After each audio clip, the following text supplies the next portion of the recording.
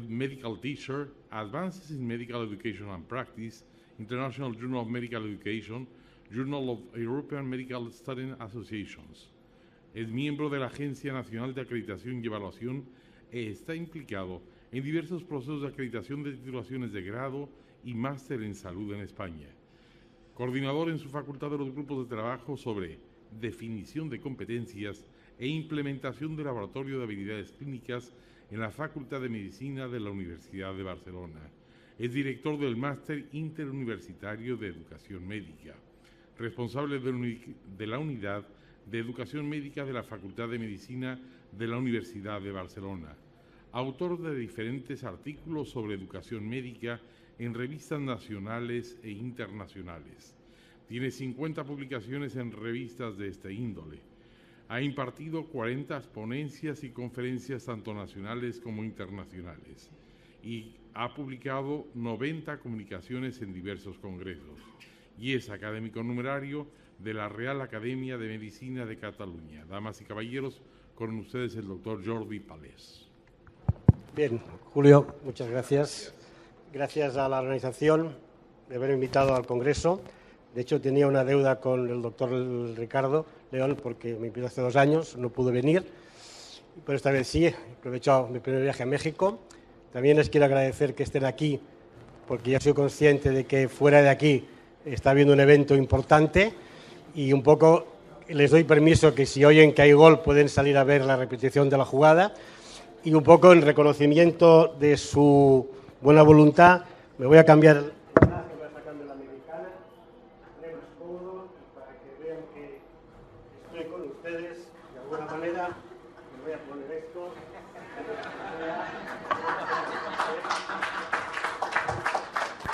Bien, me han pedido que les hable un poco de nuestra experiencia en este proceso del cambio a competencias que están haciendo todas las facultades de medicina en España. Y yo no les voy a explicar mucho lo que tienen que hacer ustedes, sino más bien lo que no tienen que hacer, que son los errores que estamos cometiendo nosotros desde mi punto de vista. Bien, ¿esto funciona esto o no funciona?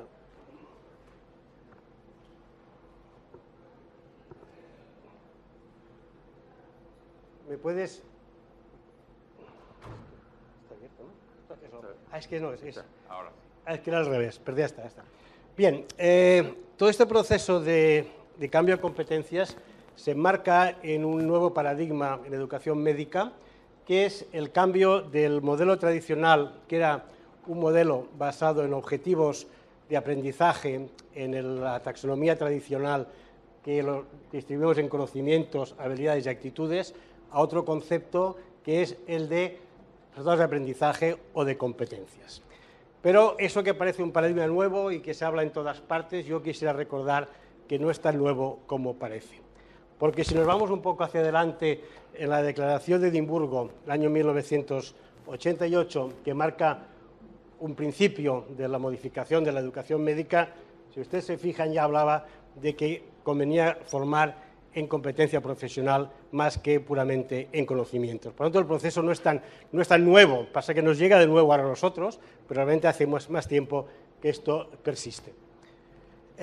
Más aún, para insistir en que la cosa no es tan nueva, realmente una de las personas que fue el impulsor del concepto de la educación médica basada en competencias o orientada a resultados fue el profesor Ronald Harden, que tenemos entre nosotros, y fíjense que habla de ello en el año 1991. Y en el año 2000, una facultad en Estados Unidos de la Universidad de Brown, la Brown University en Providence, en Rhode Island, pone en marcha un currículum nuevo, que es el currículum que llaman MD 2000 Curriculum, que es el primer currículum que se conoce basado en competencias. Por tanto, la situación no es nueva, ya lleva años en marcha. Bien, de hecho, el trabajar en competencias supone adoptar un modelo, que es el modelo de la educación basada en resultados, o la Outcome-Based Education. Y este modelo, lo único que nos dice, básicamente, de forma fundamental, es lo siguiente. Tenemos que definir qué esperamos que los estudiantes dominen, sepan hacer al final de un proceso formativo. Es decir, cuáles son las características del producto que queremos obtener, y estas características son las que van a determinar el proceso, y no al revés. No el proceso determina el producto, sino al revés. Tenemos el producto, entendido como producto el egresado final, ¿no? Y este producto es el que nos va a determinar cuál va a ser el tipo de proceso, ¿eh? Bien, la educación médica basada en competencias tiene unas características muy importantes que conviene recordarlas. Primero, pone énfasis en el producto final, esto lo acabamos de decir. Ayuda, y esto es muy importante, a distinguir aquello que es esencial de lo que no es, lo que es relevante a lo que no es relevante, y por tanto podemos prescindir de ello. Determina, por tanto, qué es lo que hemos de enseñar y, sobre todo, en competencias, qué es lo que hemos de evaluar, que es fundamental, y nos permite definir claramente cuál es la responsabilidad del alumno respecto a su formación, la del profesor respecto a lo que tiene que enseñar y la responsabilidad de la institución para la sociedad, porque va a formar una serie de profesionales con una serie de características determinadas. Y luego, eso también como conclusión final, permite establecer un diseño curricular con sentido común. Bien, por tanto, si somos capaces de definir de forma clara las competencias finales, eso nos va a permitir proceder a organizar el currículum de acuerdo con estas competencias, nos va a determinar cuál es o cuáles son los contenidos del currículum, las asignaturas o las unidades curriculares, como ustedes quieran llamarlas, las estrategias y las metodologías docentes, los recursos que hemos de utilizar y, sobre todo, la evaluación. Lo que sí quiero indicar muy claramente es que trabajar en este contexto basado en competencias no supone ser rígido con las metodologías.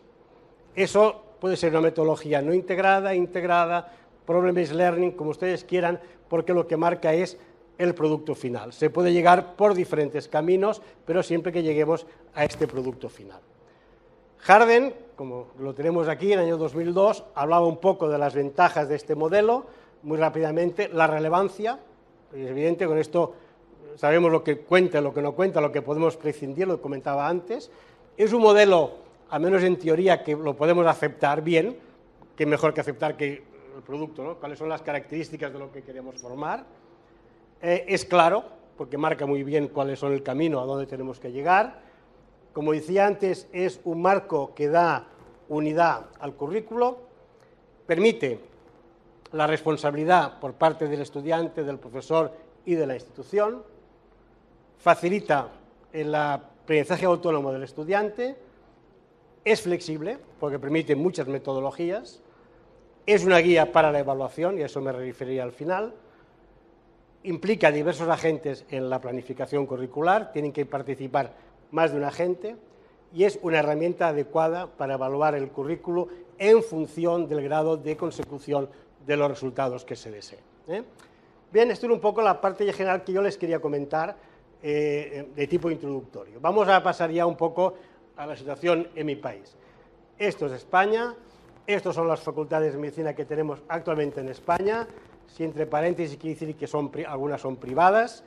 Yo, el día 5 de junio que volé a México, en aquel momento habían 40 facultades de medicina en España, no sé si ha aparecido alguna más en estos días, es posible, están naciendo como setas. Y actualmente tenemos 31 universidades públicas y 9 privadas. En los últimos años, en España hemos asistido a un proceso irracional de creación de facultades de medicina. Hemos pasado en menos de 5 años de 27 a 40, porque a algún iluminado o iluminada se le ocurrió decir que a partir del 2020 faltarían médicos en España. Y ahora esto de que no nos faltan, nos sobran, tenemos médicos en el paro, nadie preveyó la crisis económica y nos encontramos con un exceso bueno, ahora no, pero en el futuro de alumnos, de egresados, que muchas veces no sabrán dónde irán a trabajar.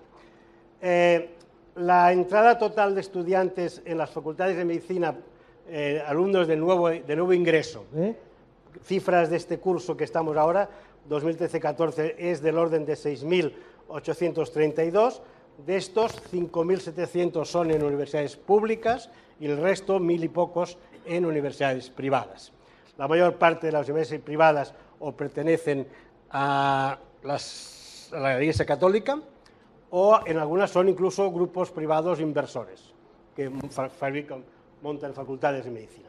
En España somos 47 millones de habitantes, eso supone que por cada 10.000 habitantes estamos por encima de la ratio de 1, que es lo que se recomienda, 1.45 estudiantes de primer año por cada 10.000, la ratio que se suele aconsejar es de 1, y tenemos 3.8 médicos por cada 1.000 habitantes. Yo vengo de aquí, de Cataluña, tenemos 7 facultades y una de ellas, de estas 7, es privada.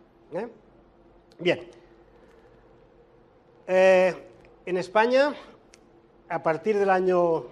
Bueno, estamos inmersos en un proceso que supongo que todos conocen, que es el proceso de Bolonia.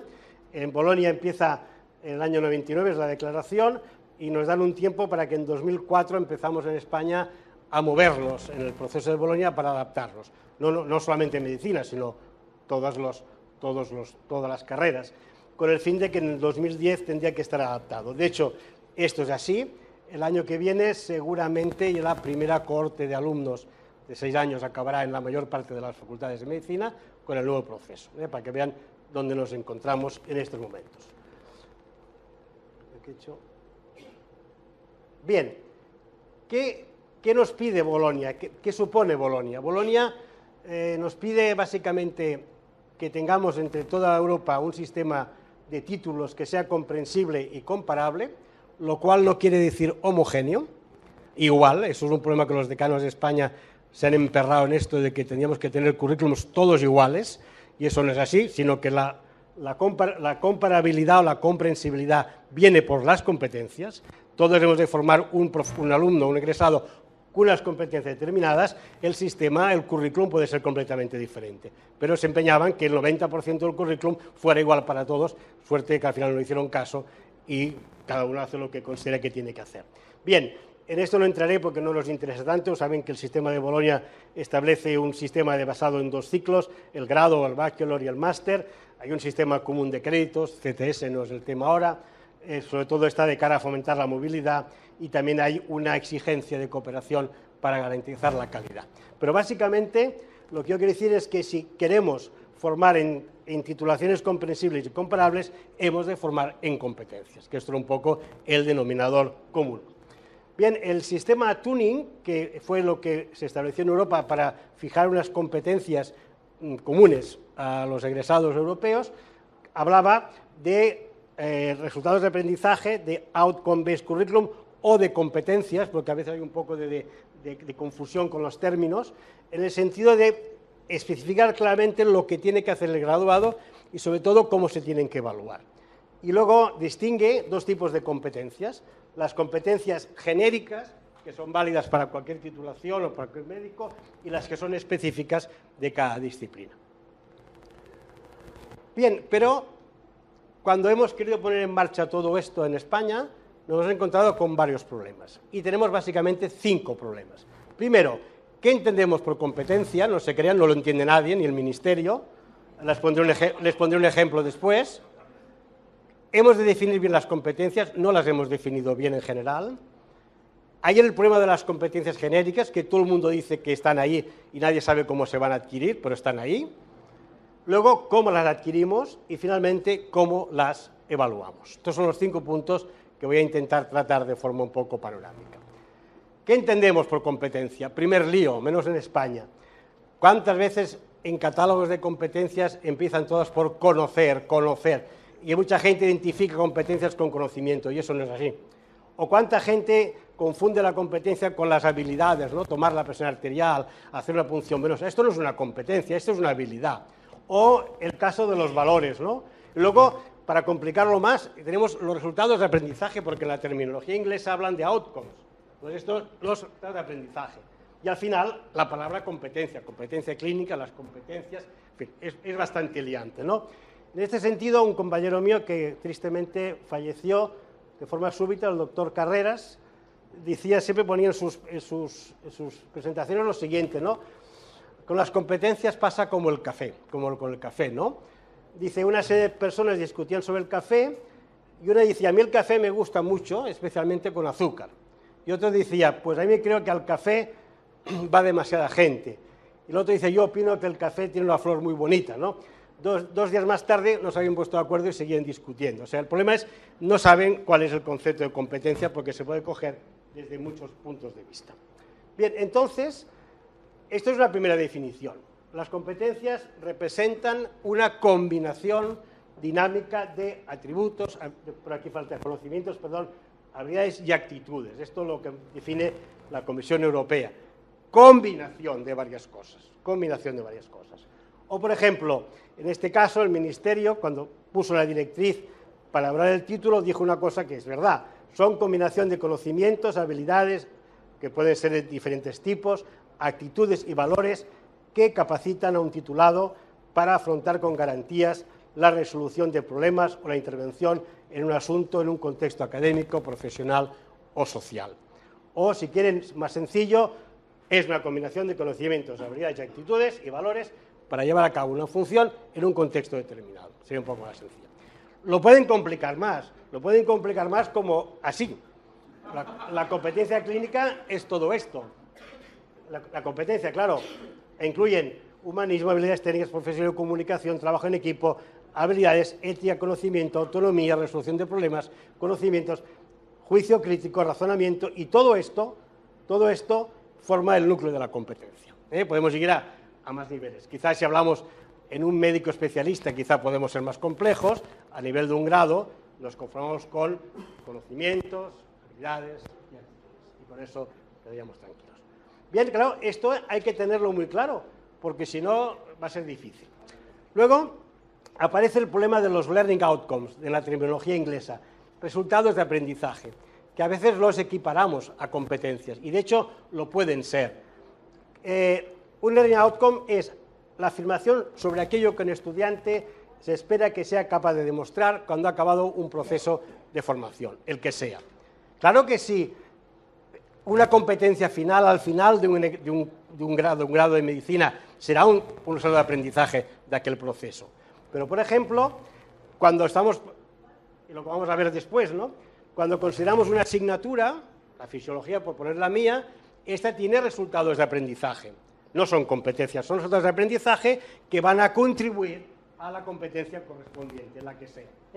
La importancia del resultado de aprendizaje es que está centrado en el estudiante y está definida desde el punto de vista del estudiante y no desde el punto de vista del profesor, de lo que va a hacer el profesor, sino lo que se espera que haga el estudiante. Bien, esto sería un poco el concepto, hay que tenerlo claro. Segundo problema que hemos tenido, definir bien las competencias. Eso que parece una cosa que todo el mundo sepa hacer, pues no sabe hacerse, al menos en España. Bien, modelos para definir competencias hay muchos y han salido en alguna presentación estos días, ¿no? Este es el modelo que elaboró en el año 99 el Instituto para la Educación Médica Internacional, son los Global Minimal Essential Requirements, en siete dominios para cualquier egresado de medicina en cualquier parte del mundo. Luego tienen uno que realmente es muy interesante, que es el CAN-MEDS canadiense, porque permite describir las competencias no nomás en el grado, sino en todo el continuum educativo, vale para todas las fases del continuum educativo. Y aquí tenemos algunos de ellos, ¿no? El Tomorrow's Doctor, el Scottish Doctor, el catálogo suizo, el médico del futuro en España. Y luego a nivel europeo, el proyecto Tuning. Y luego algunos ejemplos de lo que se ha hecho en algunos lugares de España, ¿no? En mi facultad, por ejemplo, y en otras, en Facultad de Medicina de Madrid. En fin, son diferentes modelos. O sea, ¿qué modelos hay? Los hay que copiar, no hay que inventarlos, se pueden copiar, pero copiarlos bien, porque no hace falta inventar la pólvora. Dime. Perdón, pues lo voy a dejar quieto así. Bien, en nuestro país, el Ministerio de Educación y Ciencia hizo un decreto en el cual marcaba las directrices para que las facultades pudieran marcar sus planes de estudio, ¿no? Y entonces lo hizo en base de un libro blanco que hicieron todos los decanos de medicina y se basaron básicamente en el modelo de los Global Minimum Requirements. O sea que el modelo era bueno, el modelo era bastante normal.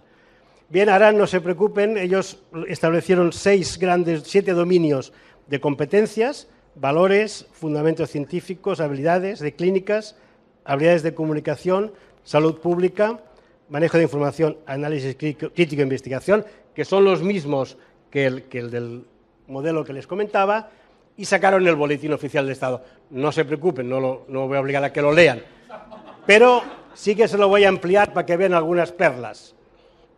Hay un capítulo que pone competencias a alcanzar, y entonces ahí fíjense lo que pueden aparecer, que aparece, ¿no?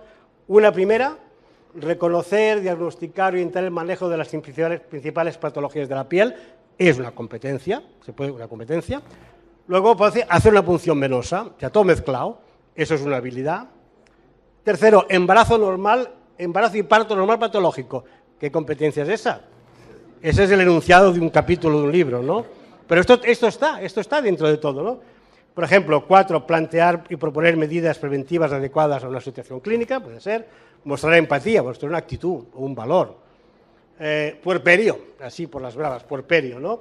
Y así continuamente, ¿no? Claro, cuando esto se ve en un documento oficial que ha de servir de base para todas las facultades de medicina, uno solo puede que horrorizarse, ¿no? Es decir, tenemos expertos que no saben nada de nada, ¿no?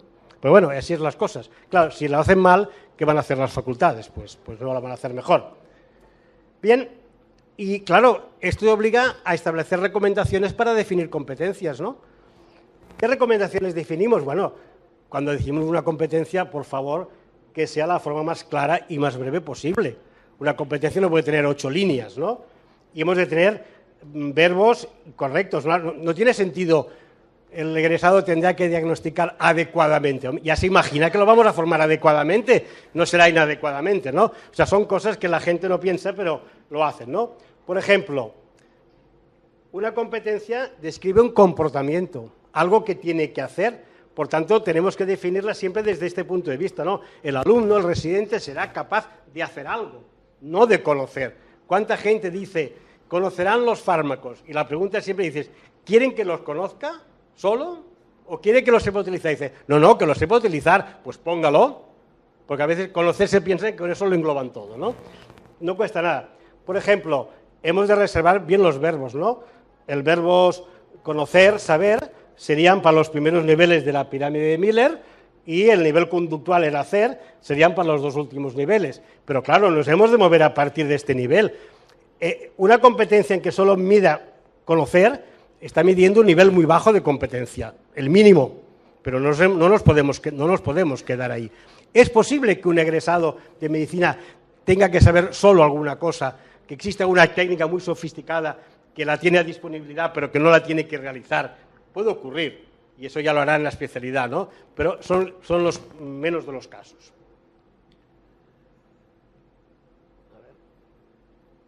Siempre que sea posible describir un solo comportamiento, un verbo para cada competencia, ¿no?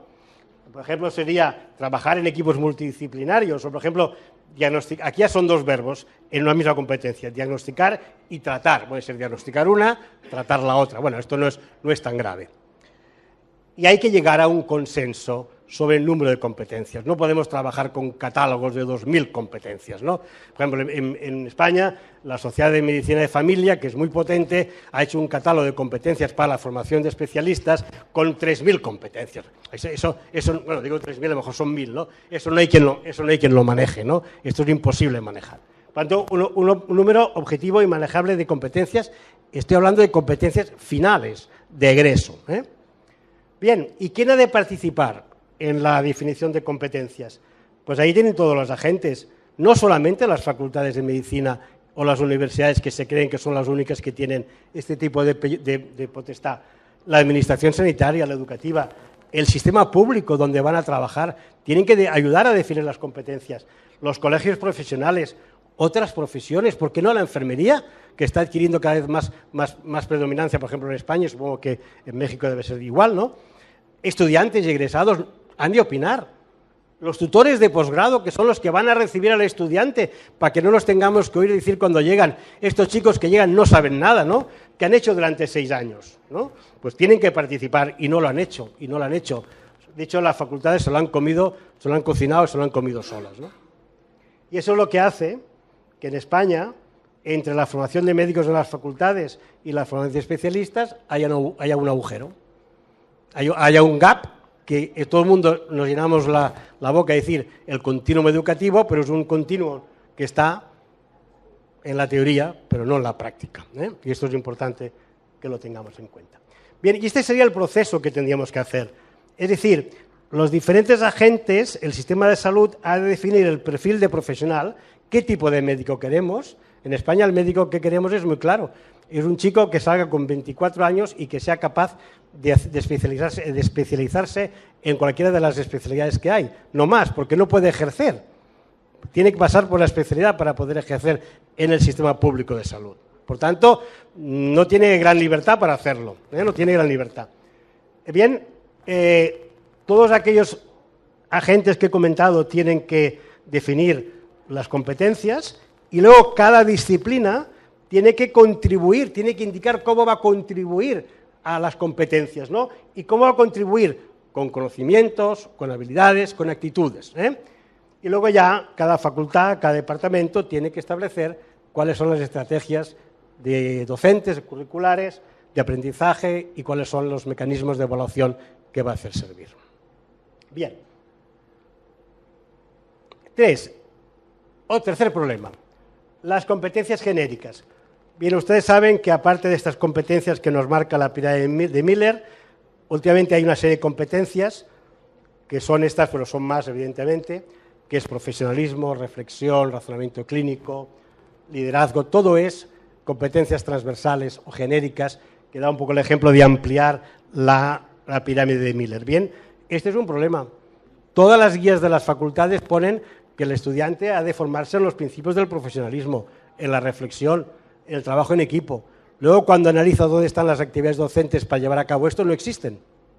Se dan por supuesto que alguien las aprenderá, pero no están. Por tanto, este es un problema y, sobre todo, cómo las vamos a evaluar, porque este es otro problema que nos viene después. El cuarto problema, ¿cómo adquirimos las competencias? Aquí tenemos un problema grave, claro. Es evidente que las competencias finales no las podemos aprender todas de golpe. Las hemos de aprender de forma progresiva y secuencial. Por tanto, hemos de tener una secuencia lógica. Y además, a lo largo de la secuencia, hemos de ir evaluando progresivamente, ¿no? Y aquí pueden tener que ustedes tengan un inicio, pueden, si quieren, establecer competencias de nivel, no sé, segundo curso, tercer curso, pueden dividirlo según cómo tengan el currículum, competencias de nivel, y al final tienen que tener las competencias finales. Y en todo esto ustedes van a enmarcar durante todo el currículum las competencias transversales. Y durante todo el currículum van a tener que estar evaluando de forma progresiva cómo lo van a conseguir, ¿eh? Entonces es importante que lo tengan en cuenta. Bien, por tanto, definir correctamente, secuencia lógica de adquisición de las competencias, clarificar, y eso es muy importante desde el punto de vista español, las contribuciones de cada unidad, de cada módulo, de cada asignatura, y luego las actividades de aprendizaje adecuadas. ¿Y por qué digo esto? Digo esto porque esto es una lección pendiente. Cada disciplina ha de contribuir a la adquisición de las competencias con aquello que le es propio. Y de esto se va a derivar los contenidos relevantes a impartir. No tiene sentido que yo en fisiología les explique la fisiología lo más compleja si esto no se traduce en ninguna competencia, si no es relevante.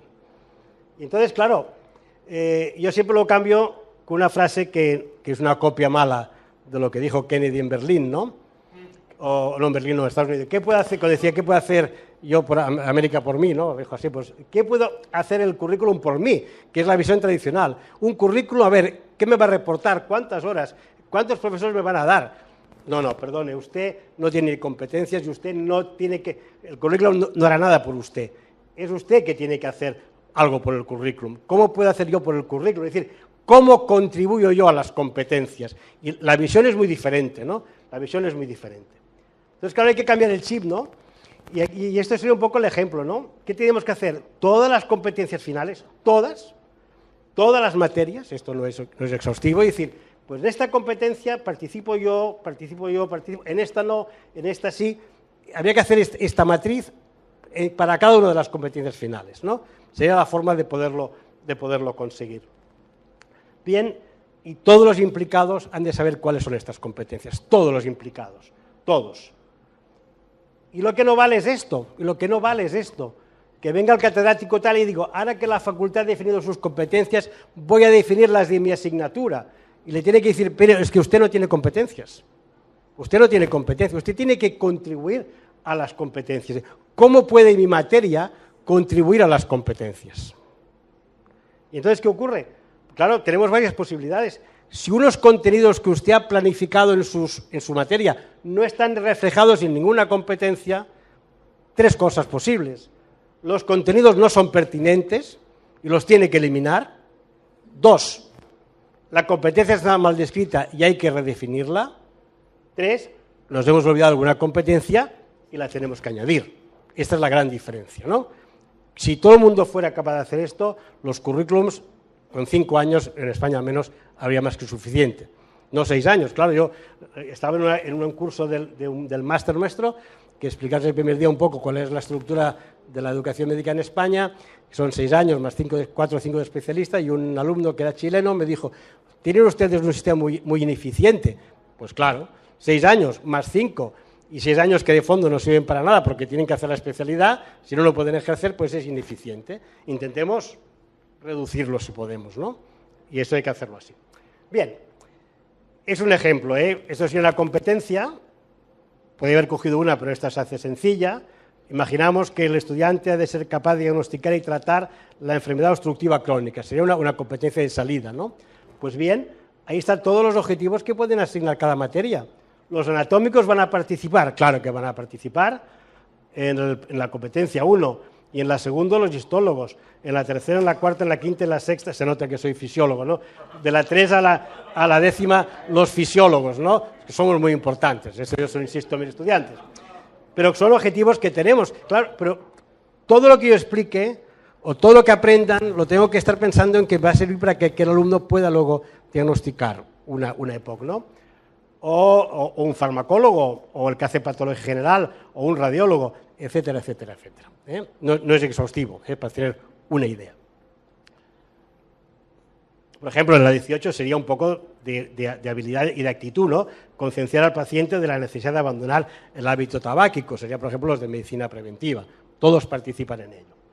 Entonces, habría que ir más lejos. Dice, una cosa de este tipo, el estudiante, el residente del curso que sea, será capaz de hacer aquello y lo aprenderá de esta manera y lo vamos a evaluar de la siguiente manera.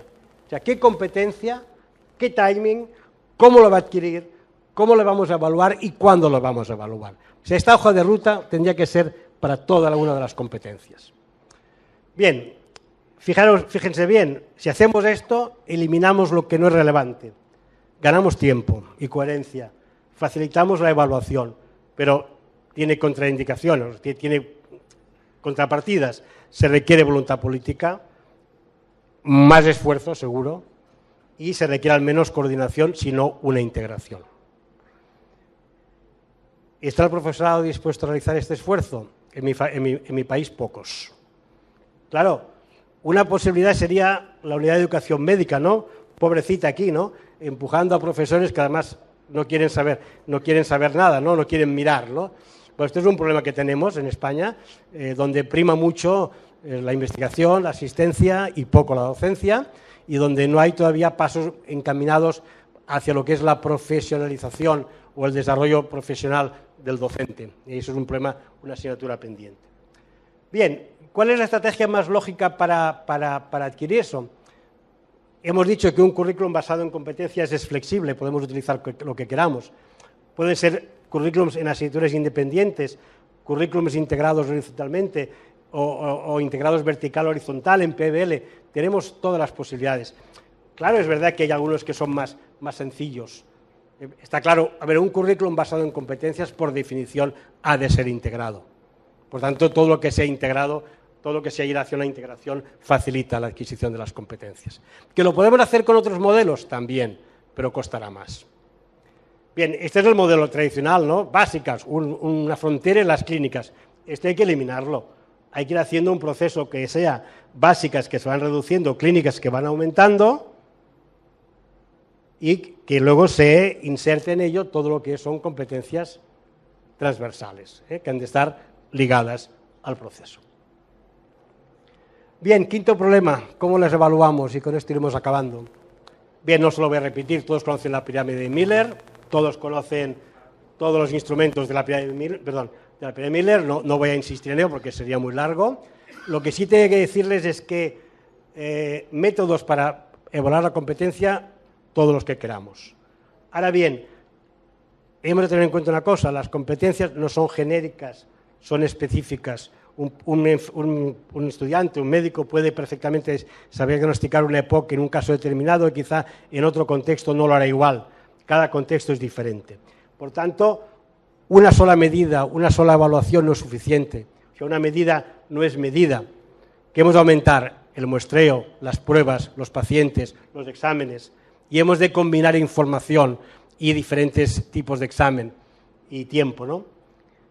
Por tanto, hemos de usar siempre diferentes métodos para evaluar la competencia. La competencia es un constructo de muchos elementos, por tanto, cada elemento tiene que evaluarse con su instrumento adecuado. Y cualquier método puede ser útil, depende sobre todo de si se adecua al programa o no. Bien, cada elemento de la competencia y cada nivel con el instrumento adecuado. Instrumentos, como he dicho antes, todos, ¿no? El test, las ECOES, el MINICEX, la observación, lo que ustedes quieran, no hay ningún problema. Por tanto, pero si pretendemos que los estudiantes vayan adquiriendo de forma progresiva las competencias, la evaluación también ha de ser progresiva. La evaluación ha de ser también de tipo ir progresando, ¿no? O sea, es una cosa que en España no nos pasa, ¿no? Cada departamento, cada asignatura examina él y nadie más, y nadie sabe cómo lo hace. Y esto es un problema. Por lo tanto, debemos organizar una evaluación a nivel institucional que no sea fragmentada, que no sea aislada, longitudinal, que ha de permitir comprobar cómo el alumno va progresando, ha de ser acumulativa y debe dar siempre feedback, si no, no sirve. Yo no sé si conocen este artículo, yo se lo recomiendo, es de Van der Vleuten, que habla de diseñar un programa de evaluación institucional de facultad para el conjunto del programa educativo, que es un modelo para una evaluación programática hecha a propósito, ¿no? Hecho para el caso, ¿no? En el cual habla un poco de todo este tipo de procesos y que yo les recomiendo. Claro, esto es lo que nos pasa en España. Miren, aquí he puesto 5, pero 6 cursos, estos son asignaturas, cada uno evalúa y cuando pasas de curso a curso, mientras hayas pasado todas, vas pasando. Pero este señor no sabe lo que evalúa ni este, ni este. Entonces, y al final hemos descubierto la pólvora, ¿no? Les hacemos un rotatorio de un año y luego al final les hacemos pasar una OSCE. ¿Es suficiente con esto? Esto no tiene ningún valor. Una OSCE al final, ¿con eso estamos seguros de que han adquirido todas las competencias? Yo personalmente tengo mis dudas. ¿No sería más cómodo ir, por ejemplo, a mitad, hacer una evaluación de competencias básicas? Por ejemplo, a todo lo largo de la carrera, ir haciendo procesos de evaluación y al final, cuando lo tengas todo, tomas una decisión final. Es decir, que cuanto más importante sea la decisión que tienes que tomar, como puede ser darle el título de médico, más información tienes que tener para poderlo hacer con claridad. Bien, mejorar nuestra situación, me refiero a la nuestra, a la española, es una utopía, y iremos acabando. ¿Somos capaces de hacerlo? Miren, les voy a poner un ejemplo. El ejemplo es el de las OSCEs en España. Las OSCEs empiezan en el año 1975. Libros, artículos de OSCEs, los que ustedes quieran.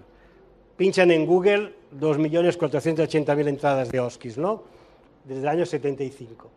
¿Qué pasa en España? Miren, en España las primeras OSCEs se hacen en el 92 y se hacen en Madrid, patrocinadas por la sociedad nuestra, y en Barcelona por el Instituto de Estudios de la Salud. Y a partir de estos casi 20 años después se han ido sucediendo experiencias diversas, aisladas. En 2011 los decanos les pasa como a San Pablo, caen del caballo y se convierten. Conocen las OSCEs.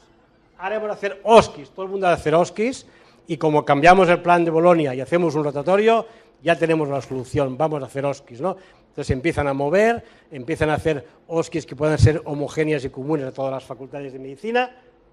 Pues todo eso está muy bien, si yo mejor esto que se den cuenta, aunque sean más tarde, es así. Pero claro, ¿cuál es el problema? El problema es que las OSCIs son del año 75, han pasado 40 años. Y no es que las OSCIs no sean válidas, sí que son válidas, pero hay otros métodos tan válidos como las OSCIs y quizá no tan caros como las OSCIs. Minicex, cosas de simulación. Con esto quiere decir que el esfuerzo es bueno, pero vamos siempre 40 años detrás, al menos hablo en España, ¿no? Por eso hay que tenerlo un poco con cuidado, sin que esto sea malo, ¿no? Mejor esto que no nada, ¿no? Pero claro, la pregunta es, después de un rotatorio y hacemos una OSCI, ¿estamos convencidos de que este alumno que aprueba las OSCIs o que supera las OSCIs ha adquirido todo aquello que realmente todas las competencias? ¿Estamos completamente convencidos? No hemos de olvidar, he dicho antes, que la competencia es específica, no es genérica. Un alumno puede rendir muy bien una OSCI aquel día y en otra situación rendir muy mal. Por tanto, tendríamos que hacer más OSCIs o otro tipo de evaluaciones, más sistemas, ¿no? Bien, en conclusión, ¿se ha hecho algo? Sí que se ha hecho algo. Hablo de España. Falta mucho todavía para tener un currículum realmente basado en competencias. ¿Y qué haría falta, al menos de mi punto de vista? Redefinir las competencias, relacionándolas con la formación especializada para asegurar el continuum educativo, reestructurar el currículum con el fin de que sea realmente orientado a competencias y usar instrumentos adecuados para la evaluación de competencias tanto específicas como genéricas. 1 minuto, no he llegado. Muchas gracias. Muchas gracias. No, es que quería poner 1 minuto, digo que México ganó el primer partido. ¿Ha ganado a México? 1-0, claro. Ha ganado México 1-0. Que ya... Sé que quedan muchas preguntas. Tenemos tiempo para una si alguien desea plantearla. Sí. Sucinto, por favor, doctor. Bueno, muchas gracias por la excelente conferencia. En esta definición, por ejemplo, se plantea el ejemplo del EPOC, ¿sí? Bueno. Sí, no, pues como cualquier ejemplo. Pero entonces, ¿qué tan específico hay que hacer? Porque implicaría, en ese caso, por ejemplo, llegar a definir competencia para cada una de las patologías. Es un primer punto. Y lo segundo, le quiero plantear una discusión que yo me imagino que existirá en muchas partes, pero en Colombia la tenemos. Porque si yo hablo de un problema cardiológico, yo me siento con el internista, el cardiólogo y el hemodinamista, ¿hasta dónde llega cada uno? ¿Sí? Y pues para mí la respuesta es bastante definir bien las competencias. Por ahí también vienen muchas cosas, porque por ejemplo cuando yo le planteaba al jefe del programa de cardiología, me decía, no, pero no definamos eso tan específico porque entonces nos quedamos sin muchas cosas que podamos hacer, porque entonces ya decimos que eso lo hace el otro. A ver, son 2 niveles, porque puede ser una cosa a nivel de especialista y otra a nivel de grado, ¿no? Las competencias se han de especificar de tipo general, lo que puedes, sobre todo de cara a ayudar a una mejor comprensión dentro de la competencia, tú puedes aclarar y decir, esta competencia supone esto, esto y esto, o sea, como subcompetencias, ¿me entiendes lo que te quiero decir? Y claro, había que hacerlo en el grado, saber tratar las enfermedades cardiológicas, esto sería una posibilidad, con esto vale, y poner unas subcompetencias y dijeran, y esto quiere decir el infarto, quiere decir esto y esto, ¿me entiendes o no? Pero lo que no puede hacer es competencias por cada entidad o tratar las principales enfermedades cardiovasculares más prevalentes, ¿no? Entonces, llave. Y esto dentro de una facultad de medicina quiere decir el infarto, la angina de pecho, la embolia pulmonar, el tromboembolismo, las que son fundamentales, ¿no? No la enfermedad rara que a lo mejor no vas a ver nunca, ¿no? En el contexto. Esto sería la pregunta, no sé si te he contestado. Y la otra, lo de la multidisciplinaridad. Pero por ejemplo, el médico general, sí. Tratando el EPOC, para seguir con ese mismo ejemplo, si la definición de la competencia debería decir hasta dónde llega él y dónde ya se lo pasa al neumólogo. Claro que sí. Tú puedes ser, por ejemplo, a nivel de un médico general. Esto, por ejemplo, en España estamos haciendo la troncalidad especialista y entonces el primer nivel es diagnosticar e iniciar el tratamiento. Y luego veremos si lo tienes y saber derivar, si conviene. Eso hay que indicarlo, claro. En un médico un chico de grado será orientar, diagnosticar y orientar. No tendrá que saber hacer un bypass, ¿no? slowly. Thank you, Jordi, and congratulations to an impressive work that has attracted interest and admiration all over the world. It's really important. My question is, how can you make sure that the competencies that you described are not reflections of the competencies from yesterday or today, but really reflect the competencies needed of the doctors of tomorrow? Yes. Well, these competences only reflect the current situation, But ¿qué pasa? Que lo diga en español. Sí. Va. Bien. Porque no tiene el aparatito el resto. Bien. Perdón. The only have as the translators issue. Bien. Quiero decir, con respecto a la pregunta de Stefan, lo que quiero decir es que estas competencias, tal como están definidas, son para una situación muy concreta, actual, pero sí que está claro que las facultades tendrían que hacer un esfuerzo enorme de ir preveyendo qué nuevas competencias se van a generar. Esto está claro. En la segunda charla que me han puesto hoy, después de que juegue España, voy a hablar precisamente de esto, ¿no? Decir un poco la idea de que las facultades tienen que hacer los esfuerzos para adelantarse al futuro, ser valientes e introducir aspectos que hoy no son, pero que serán. Estoy totalmente de acuerdo. Sí. Doctor Rosendo Silva de San Luis Potosí, México. Doctor, yo creo que lo que ha pasado con la Sociedad de Medicina Familiar en España es que al final ¿La conoces un poco? No, bueno, he leído visto los inmensos catálogos. Los inmensos catálogos. Porque sabe que el paciente no llega con nosotros y nos dice tengo EPOC. No, claro que no. La competencia que debe de buscar uno debería ser más generalista. Entonces, porque al final de cuentas vamos a acabar con catálogos muy grandes. Generalmente es más importante saber qué conducta tomar con cada paciente que meter al alumno en todo un catálogo de competencias. La visión general de a lo mejor de esos dominios, eso es importante. Sí. Pero sí no habría que meterse en la otra parte. He entrado a revisar de diferentes facultades y como dice usted, hay gente que tiene catálogos de 3,000, de 4,000, que tampoco tiene sentido. Y entonces es más importante que el alumno aprenda cómo abordar el paciente. ¿Verdad? Sí, estoy completamente de acuerdo. Que esto es una camisa de fuerza. Sí, no, totalmente. Estamos totalmente de acuerdo, sí. Más preguntas.